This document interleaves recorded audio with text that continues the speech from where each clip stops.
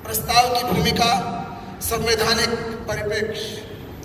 भारत का संविधान प्रत्येक नागरिक को धार्मिक स्वतंत्रता, संस्कृति के संरक्षण और अभिव्यक्ति की स्वतंत्रता का अधिकार प्रदान करता है, अनुच्छेद 25 से 30 तक। किंतु वर्तमान समय में बहुसंख्यक हिंदू समाज अपने धार्मिक पर्वों, सांस्कृतिक मूल्यों और अस्तित्व पर लगातार हो रहे हमलों के कारण गंभीर संकट की स्थिति में है। इन परिस्थितियों में संविधान की प्रस्तावना में वर्णित धर्मनिरपेक्षता की भावना को सशक्त बनाने और हिंदू समाज के संवैधानिक अधिकारों की रक्षा हेतु ये प्रस्ताव हिंदू सुरक्षा अभियान प्रस्तुत किया जा रहा है।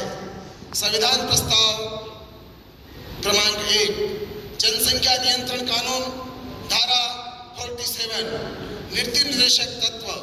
राज्य का यह कर्तव्य है कि जनसंख्या नियंत्रण के लिए आवश्यक नीति बनाए। इस हेतु आग्रह किया जाता है कि अधिकतम 2 संतान की नीति को कानूनी रूप प्रदान किया जाए। 2 से अधिक संतान होने वाले नागरिक को निम्नलिखित सुविधाओं से वंचित किया जाए: चुनाव लड़ने का अधिकार, अनुच्छेद 84, 173 के संशोधन सहित, सरकारी योजनाओं के लाभ, सरकारी नौकरी व नियुक्तियों में प्राथमिकता। यह कानून सभी धर्मों पर समान रूप से लागू हो ताकि धर्मनिरपेक्षता की संवैधानिक भावना अक्षुण्ण रहे। 2, अवैध घुसपैठ पर नियंत्रण, अनुच्छेद 355। केंद्र सरकार का दायित्व है कि वह राज्यों को बाह्य आक्रमण एवं आंतरिक उपद्रवों से सुरक्षित रखे। मांग की जाती है कि देश के विभिन्न राज्यों में अवैध रूप से रह रहे विदेशी नागरिकों की पहचान कर उन्हें वापस भेजा जाए। ऐसे घुसपैठियों द्वारा प्राप्त फर्जी दस्तावेज जैसे आधार कार्ड, वोटर आईडी आदि को निरस्त किया जाए।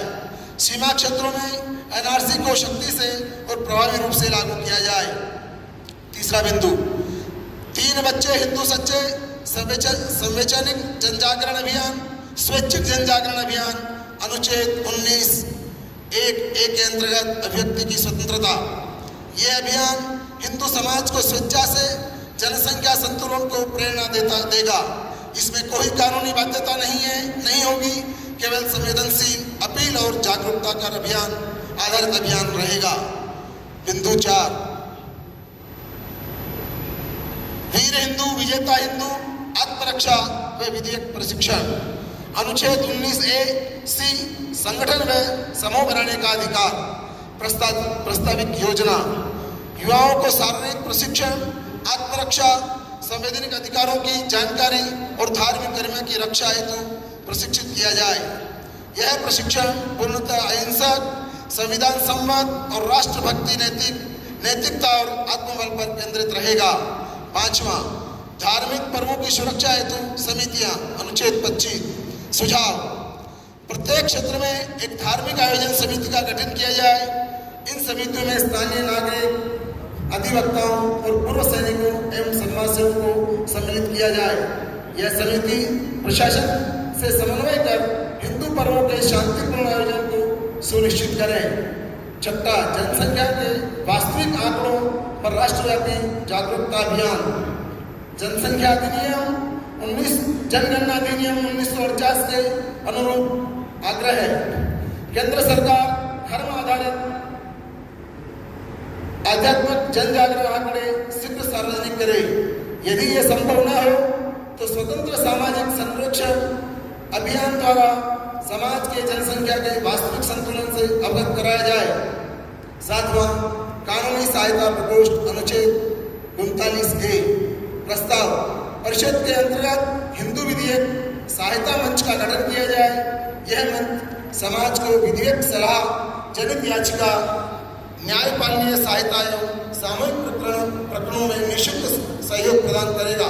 संकल्प: यह केंद्रीय बैठक सर्वसम्मति से निम्नलिखित संकल्प पारित करते हैं: हिंदू रक्षा अभियान को संविधान की मर्यादा, विधिक प्रक्रिया और लोकतांत्रिक सिद्धांतों के अनुरूप राष्ट्रीय स्तर पर प्रारंभ किया जाए।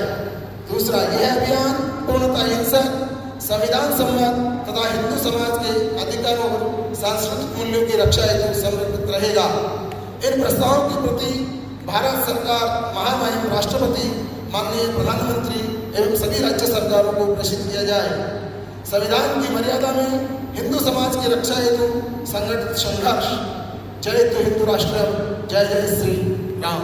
एक बात वो मेरी है, खरीदी करेंगे हिंदुओं से, रोजगार देंगे हिंदुओं से। एक मिनट, ये जोड़ दीजिए, ये आपने छोड़ दिया। हाँ, अदिल जी बता। वैसे जो ज्ञापन का विषय आया था, मेरा इसमें एक सुझाव था कि हम सांसद महोदयों को भी ज्ञापन दें। आज राज्य सरकारें भी जनसंख्या नियंत्रण लेकर आ रही है, तो विधायकों को भी दे सकते हैं। इस प्रस्ताव का मैं